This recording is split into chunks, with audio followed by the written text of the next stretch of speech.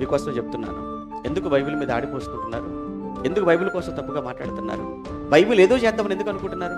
రాజాడు, నువ్వే దేశానికి రాజో తెలియదు, నువ్వే దేశానికి మంత్రో తెలియదు, కానీ ఎందుకు అంత ఓవర్ అయిపోతున్నావు? ఎందుకు అంతగా ఎగిసి పడుతున్నావు? ఎందుకు బైబిల్ సరికి ఒంటి కాళ్ళ మీద లేస్తున్నావు? ఎందుకు నోటుకు వచ్చినట్లుగా మాట్లాడుతున్నావు? దేనికి? ఎంతకంటేనా రాజాడు వాడి వంశాన్ని స్టాప్ చేసేసాడు.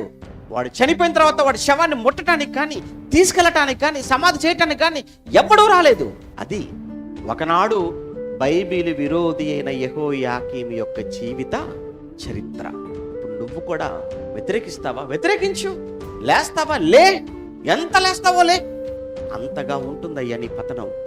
అంత భయంకరంగా ఉంటుంది నీ ముగింపు. నీ ముగింపు అలా ఉండాలని మేము కోరుకునే వాళ్ళం కాదు. ఎందుకంటే మారాలని కోరుకునేవాడే తప్ప క్రైస్తవుడు ఎవరు కూడా నాశనం అయిపోవాలని కోరుకునేవాడు కాదు. పరలోకమందున్న దేవుడు నేటికిని అందరి ఎడల ఎలా ఉన్నాడో, ఆయన ఏం చేస్తున్నాడో, ఎలాంటి కోరికతో ఉన్నాడో మనకు తెలియదేం కాదు కదా. అంతటా అందరూ మారు మనసు పొందవాలని అంటాడు కదా పేతురు గారు రాస్తారు 2వ పత్రిక 3:9.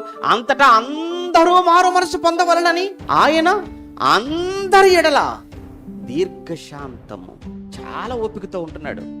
మారాలి, నువ్వు మార్పు చెందాలి. మారను, నా బ్రతుకింతే, నా స్టైల్ ఇంతే, నేను పుట్టిందే క్రైస్తవ్యాన్ని లేకుండా చేయడానికి, నాశనం చేయడానికి అంటావా? నాశనం అయిపోయేది బైబిల్ కాదు, క్రైస్తవ్యం కాదు. నువ్వు పోతావు. నువ్వు పోతావు అనడానికే నీకు చూపిస్తున్న ఎగ్జాంపుల్స్ ఇవి. నీ ముందున్న వాళ్ళు